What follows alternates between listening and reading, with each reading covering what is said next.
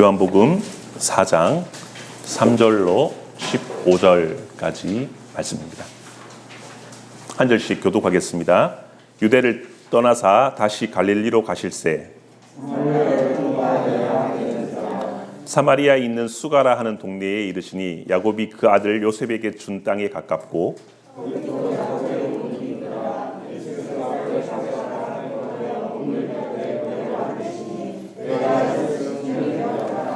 사마리아 여자 한 사람이 물을 기르러 왔음에 예수께서 물을 좀 달라 하시니 사마리아 여자가 이르되 당신은 유대인으로서 어찌하여 사마리아 여자인 나에게 물을 달라 하나이까 하니 이는 유대인이 사마리아인과 상종하지 아니함이더라.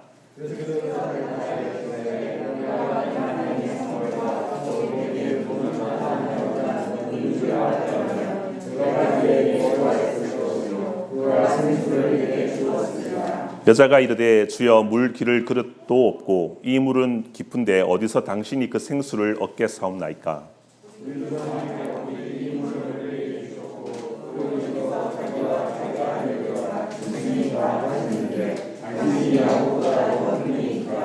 예수께서 대답하여 이르시되 이 물을 마시는 자마다 다시 목마르려니와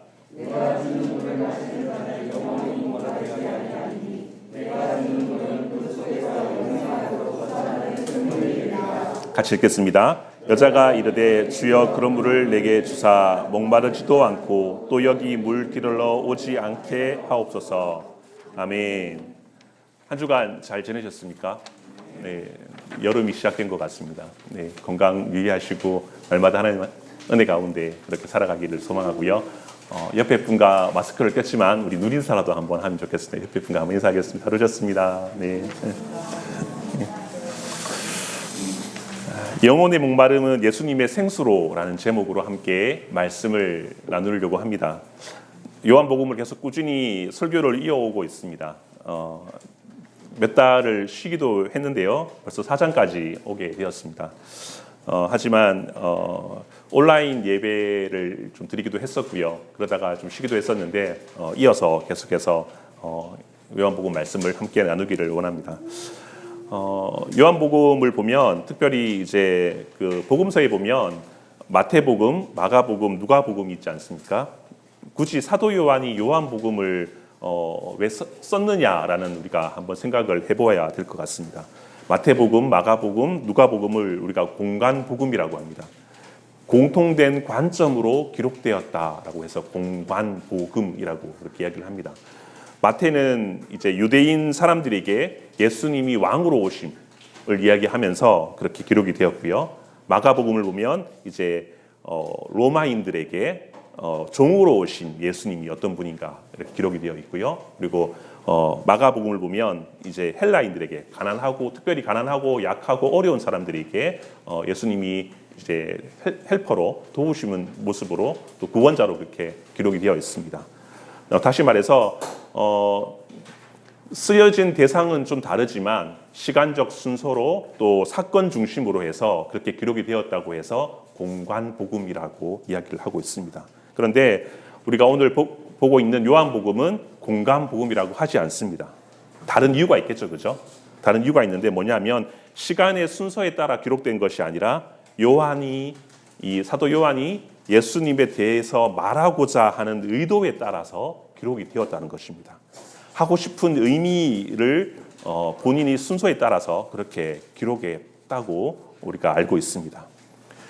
더 나아가서 예수님의 사건에 그 어떤 의미가 있는지에 대해서 중점을 두고 있는 것이 바로 요한복음입니다.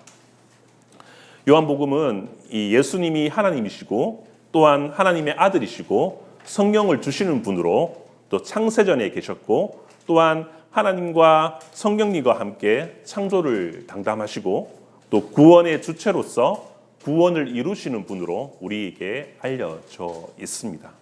그래서 요한복음을 잘 이해하면은 삼위 하나님이 우리가 깨닫게 되어지고요. 또 삼위 하나님의 구원에 대해서 알게 되고요. 하나님이 잘 보이게 됩니다. 그가 우리를 얼마나 사랑하신지 요한복음을 우리 통해서 깨달을 수 있게 된다는 것입니다. 요한복음은 크게 1장에서 12장 전체가 21장까지이지 않습니까? 크게 반으로 잘라서 1장에서 12장까지는 표적의 책으로 그렇게 이야기를 하고 있습니다. 예수님이 말씀이지 않습니까? 그 말씀이 창세 때 말씀으로 창조하신 그분이시다라는 것을 이야기하고 있고요. 예수님을 통해서 이제 예루살렘 성전이 아닌 우리 안에, 여러분 안에 우리를 성전 삼으시고 거하셔서 우리가 새로운 창조 사역을 하실 수 있도록 그렇게 알려주고 있는 것이 요한복음입니다. 그렇다면 이 새로운 이 창조 사역, 우리 안에 성전 삼으시고 그 안에 새롭게 창조하시는 분이 과연 예수님인가, 하나님인가, 정말 구원자인가, 정말 완전한 그가 인간인가 하는 근거를 뒷받침해야 되는데 그 뒷받침이 요한복음에 일목요연하게 기록이 되어 있다는 것입니다. 그래서 요한이 또 다른 복음서, 사복음서, 요한복음을 기록했다라고 우리가 볼 수 있습니다. 그래서 1장에서 12장까지를 보면 표적의 책이라고 합니다.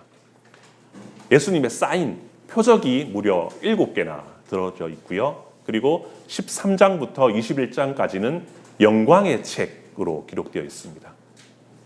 순환, 고난 받으시고 부활하시고 또 제자들에게 나타나셔서 또 하실 임무를 알려준 그 사건을 영광의 책으로 그렇게 기록하고 있습니다.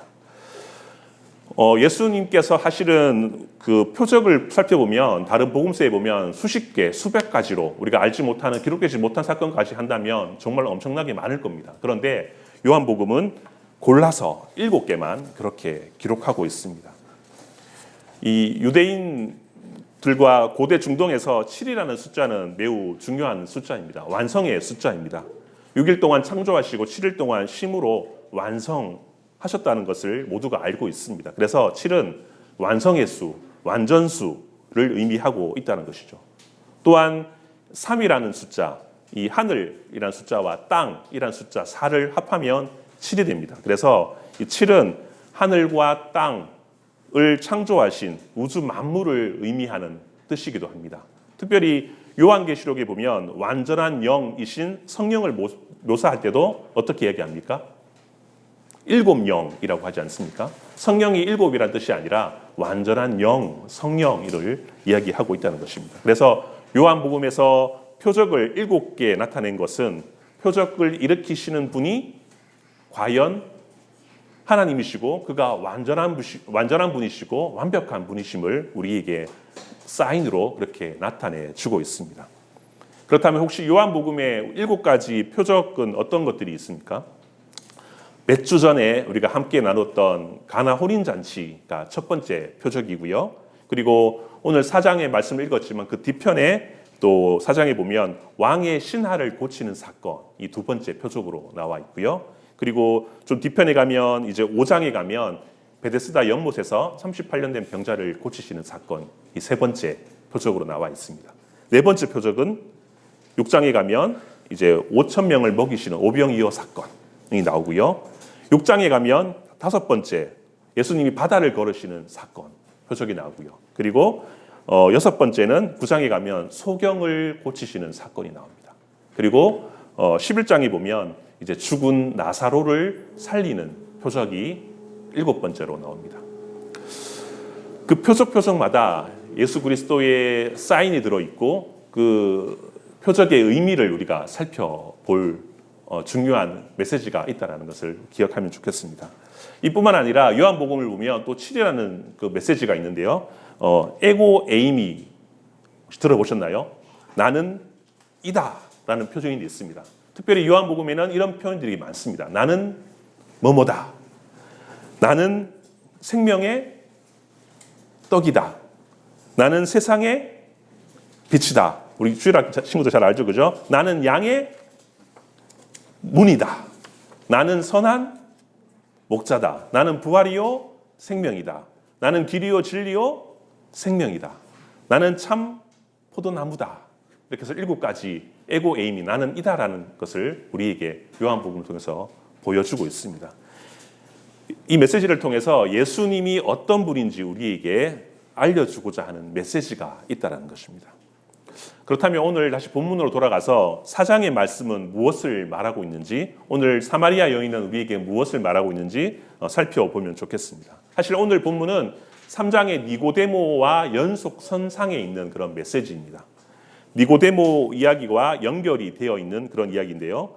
3장에 보면 니고데모와 대화하시면서, 예수님이 대화하시면서 물 또는 성령, 물 즉 성령으로 거듭나야 하나님 나라를 볼 수 있다라고 이야기하고 있습니다. 예수님을 영접하고 성령을 통해서야만 새롭게 거듭날 수 있다, 하나님 나라를 볼 수 있다라고 이야기를 하셨습니다. 그런데 니고데모는 예수님을 그 자리에서 영접하거나 믿었다라는 말은 나오지 않습니다. 그런데 오늘 본문에 보면 어떻습니까? 예수님이 사마리아에 가시면서 사마리아 여인을 만나게 됩니다.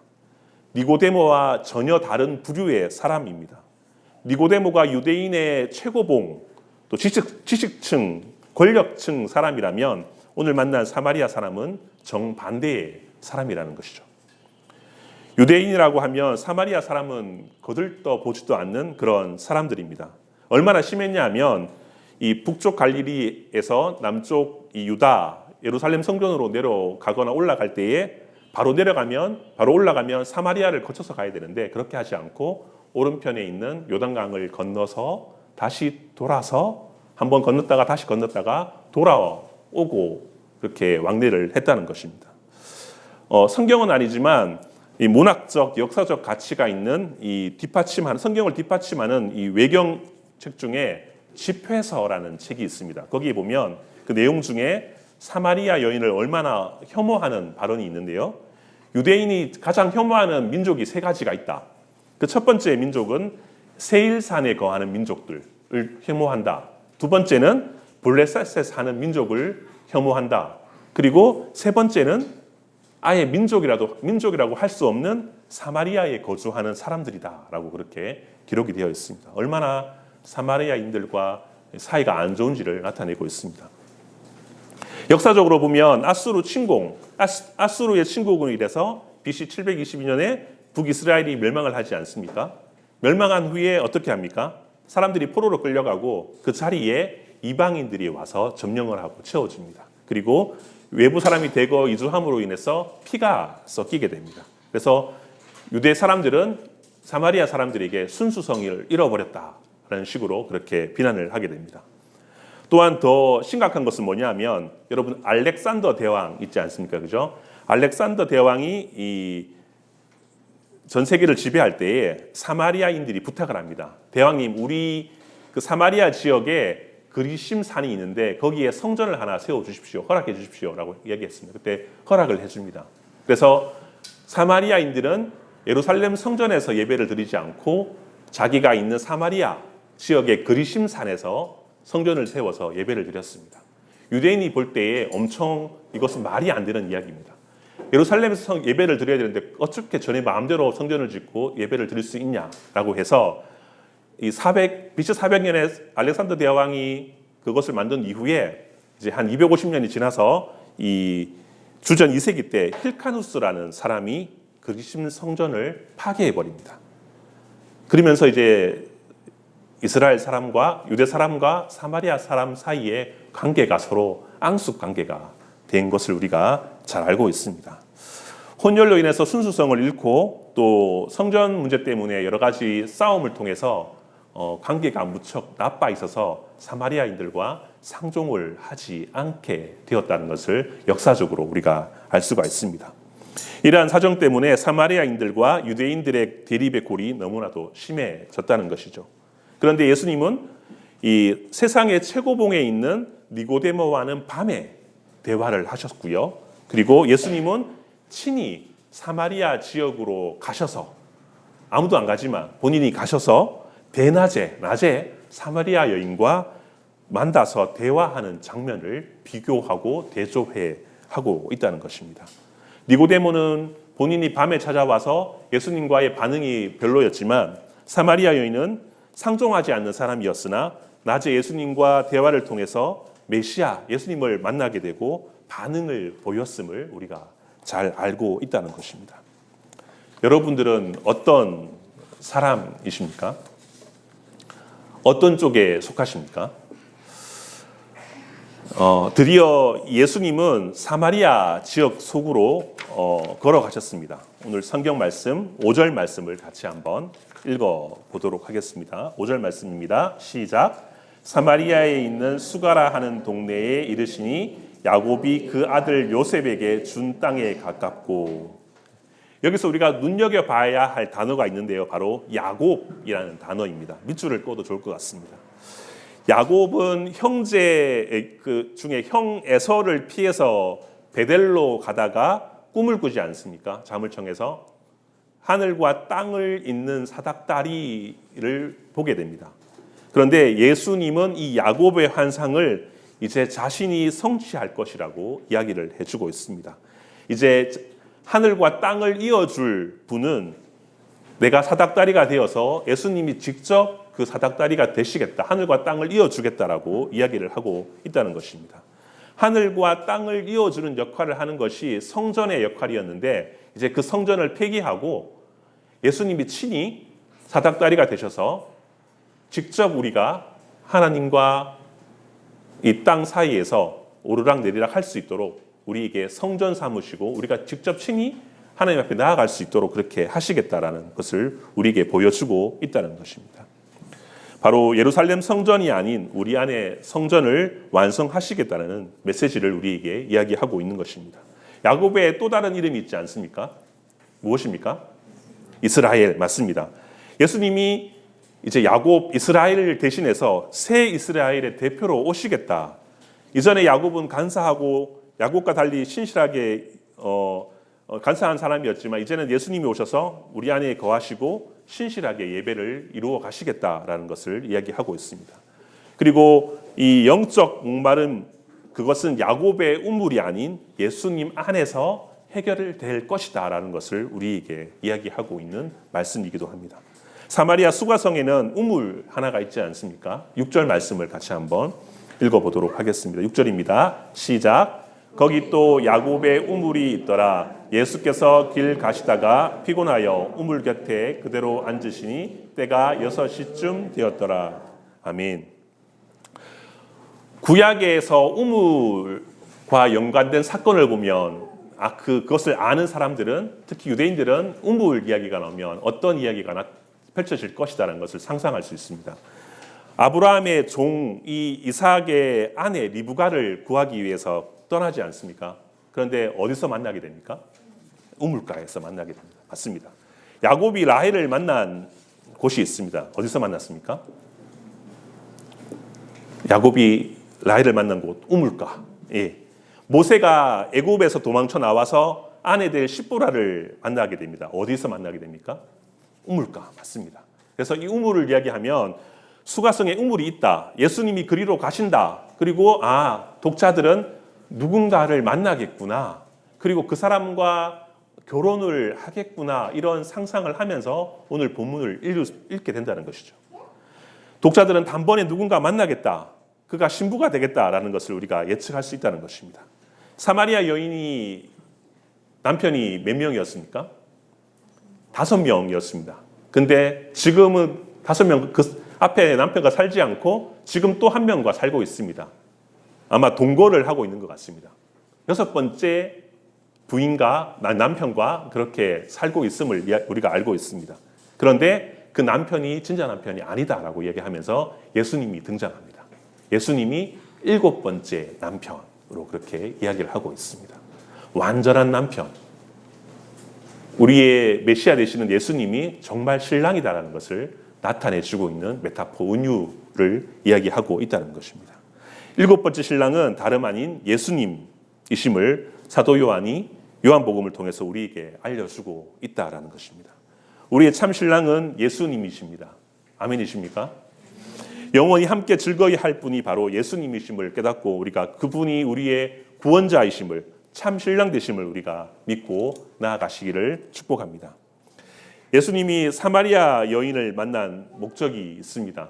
당연히 이제 신랑 대신 예수님이 신부를 맞이하는 모습이기도 하고 구원을 주시기 위해서, 복음을 선포하시기 위해서 만나기도 했습니다. 7절 말씀을 같이 한번 읽어보도록 하겠습니다. 7절 말씀입니다. 사마리아 여자 한 사람이 물을 기르러 왔음에 예수께서 물 좀 달라 하시니. 네, 7절에 주목할 것은 보면 여인이 대낮에 물을 기르러 온 것이고요. 또 하나는 예수님이 여인에게 말을 건 사건입니다. 우물은 성 밖에 있는데 그래서 물을 기르기 위해서 주로 아침이나 저녁에 뜨거운 낮을 피해서 물을 기르러 오곤 했습니다. 한낮에 왔다는 것은 사람들을 마주하기 싫다라는 그런 의미도 있습니다. 자신의 처지를 알고 있는 사람들에게 수근수근거리는 그런 소리를 듣기 싫어서 왔을 것이라고 우리가 짐작할 수 있습니다. 또한 아마도 대면 기피층을 앓고 있는 그런 사람이다라고 우리가 추측할 수 있습니다. 또한 예수님 역시 유대인이지 않습니까? 유대인들은 여인과 혼자 만나는 것이 금지되어 있습니다. 랍비들의 말에 의하면 거리에서 여자들, 특별히 부인과 자신의 아내와 대화하는 것도 금지되어 있습니다. 그리고 여자들에게 어떤 인사라고 하게 되면 부정의 혐의를 받을 수 있는 그런 모습이기도 합니다. 그런데 예수님은 그런 것을 다 생각하지 않으시고 어떻게 하십니까? 물을 달라라고 그렇게 요구를 하고 있다는 것입니다. 말을 거시기 위해서 물이라는 그런 매개체를 사용하고 있다는 것입니다. 부득이한 사정이긴 하지만 예수님은 그의 행동을 보면 금기 상황을 뛰어넘는 예외적으로 복음을 전하기 위해서 복음을 전하기 위해서 예외적인 상황을 다 포기하시고 그렇게 행동하는 모습을 우리가 기억해야 될 것입니다. 물론 사마리아 여인도 그런 것쯤은 알고 있었습니다. 그래서 예수님의 말에 사마리아 여인이 이렇게 반응을 합니다. 9절 말씀입니다. 9절 말씀을 같이 한번 읽어보도록 하겠습니다. 사마리아 여자가 이르되 당신은 유대인으로서 어찌하여 사마리아 여자인 나에게 물을 달라 하나이까 하니 이는 유대인이 사마리아인과 상종하지 아니함이라. 아멘. 중요한 단어가 하나 있습니다. 상종이라는 단어입니다. 상종이라는 단어는 사전에 찾아보면 도구를 같이 쓰는 것을 의미하고 있습니다. 즉 여기서 물통을 공유하는 것을 의미하고 있습니다. 상종하지 않는다는 것은 거리를 두고 공유하지 않는다는 것입니다. 오늘날 복음을 보면 복음이 사라진 곳을 보면 차별과 그런 장벽이 있습니다. 필요한 것을 나눠 쓰지 않습니다. 배제가 있고 소외가 있다는 것입니다. 내가 가지고 있는 것을 다른 사람과 공유하기를 꺼려하고 있습니다. 함께 공유하는 법을 잊어버렸습니다. 오히려 없는 사람들까지 빼앗아 버리려고 하는 그런 시대에 우리가 살고 있다는 것이죠. 그런데 예수님은 상종하기를 원하셨고 함께 공유하기를 원하셨습니다. 우리는 하나님의 형상을 닮은 존재이지 않습니까? 하나님의 형상이 우리 안에 거하지 않습니까? 그러기에 상종하면서 서로 필요한 것들을 채워주는 그러한 공동체가 되어야 될 줄 믿습니다.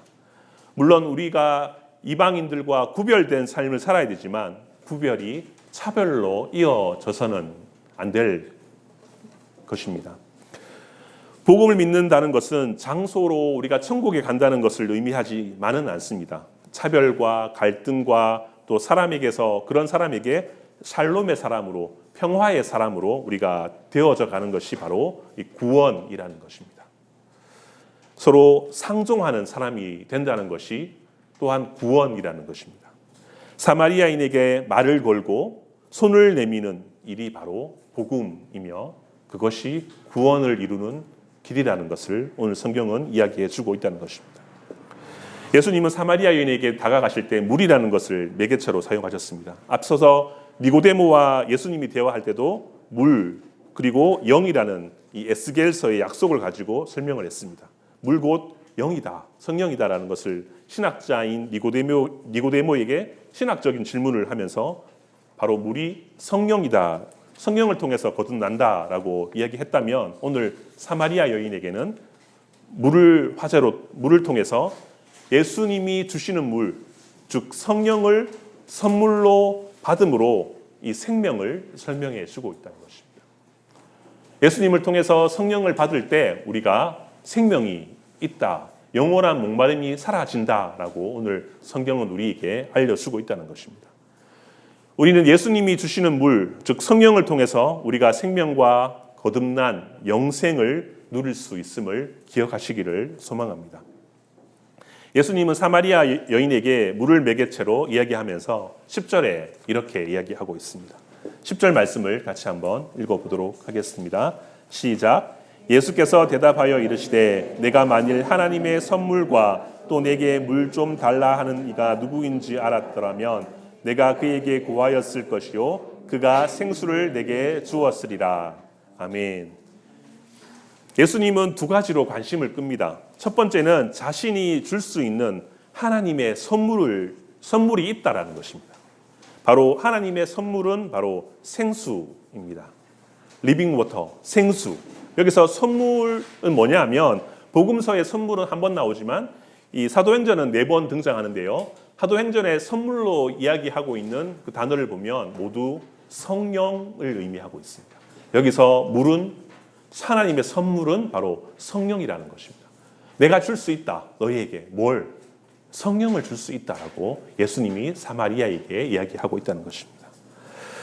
우물가에서 물을 길어 먹고 있지만 우리가 우물의 물을 먹을 때만 갈증을 해소할 수 있지 않습니까? 그런데 예수님이 하나님의 선물인 성령을 주실 수 있는데 그 성물은 성령인데 영원히 목마르지 않게 하신다는 것을 우리에게 이야기하고 있습니다.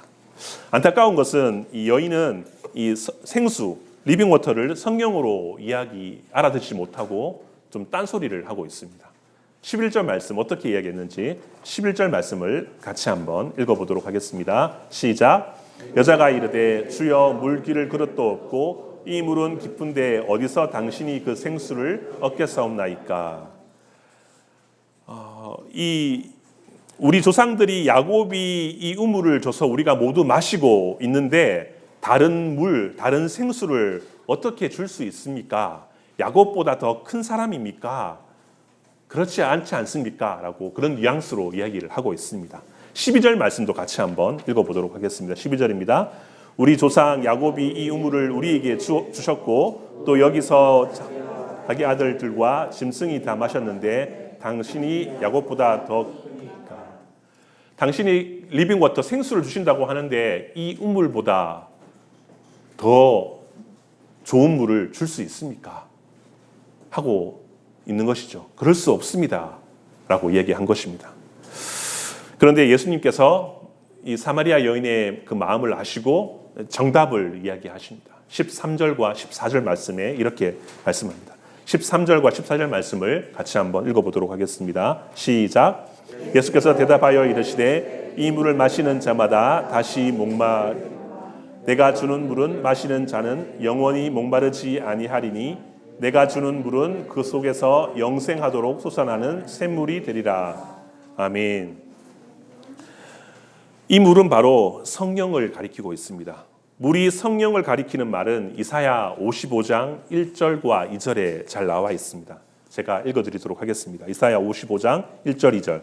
너희 모든 목마른 사람들아 와서 물로 나오너라. 돈이 없는 사람도 오너라. 너희는 와서 사서 먹되 돈도 내지 말고 값도 지불하지 말고 포도주와 젖을 사거라. 어찌하여 너희는 양식을 얻지도 못하면서 돈을 지불하며 배부르게 하여 주지도 못하는데 그것 때문에 수고하느냐. 너희 목마른 자들이 값없이 와서 살 수 있도록 그렇게 이사야서에서 즉 물을 성령으로 묘사하고 있습니다. 물을 하나님이 값없이 주시는 선물로 말하고 있는데요. 이것은 그냥 주시는 것은 맞지만 엄청난 대가가 지불해야 된다는 것입니다. 바로 이사야 55장 이후에 보면 이제 예수님의 순환, 죽음을 이야기하고 있습니다. 즉 이 물은 예수님이 죽음으로 인해서 너희에게 줄 수 있다라는 것을 이야기하고 있습니다. 야곱의 우물은 인간적으로 우리가 근본적인 그 해가를 얻을 수는 없습니다. 유대계의 최고봉인 니고데모도 또한 예루살렘 성전도 가나 혼인 잔치의 포도주 역시 일시적인 기쁨밖에 주지 못합니다. 일시적인 해갈밖에 주지 못합니다. 신랑 되시는 예수님과 하나님이 주시는 성령님을 우리가 받을 때에 우리가 그를 인정하고 믿고 나아갈 때에 모든 문제와 모든 해갈이 이루어질 줄 믿습니다. 우리 인생에 있어서도 어떤 갈증을 해결할 수는 없습니다. 잠시 돌아보면서 우리가 충분히 확인할 수 있습니다. 새 물건을 하나 장만한다고 하더라도 그 기쁨은 오래 가지 않습니다. 사랑하는 사람과 만나서 결혼을 했는데 행복하게 살고 있지만 하지만 늘 그렇지는 않습니다. 가끔씩 싸우지도 않습니까? 그리고 영원히 그 사람과 함께 할 수도 없습니다. 죽음이 갈라놓기 때문입니다. 어쨌든 영원한 생명과 참 자유를 주시는 분은 바로 성령 안에서 우리가 살아갈 때에 목마름과 모든 문제가 해결될 줄 믿습니다. 사마리아인은 사실 예수님의 말씀을 잘 이해하지도 못했지만 긴가민가 했지만 담대하게 예수님께 그 물을 달라라고 요구를 하고 있는 장면이 있습니다. 15절 말씀을 같이 한번 읽어보도록 하겠습니다. 15절입니다. 여자가 이르되 주여 그런 물을 내게 주사 목마르지도 않고 또 여기 물 않게 하옵소서. 아멘.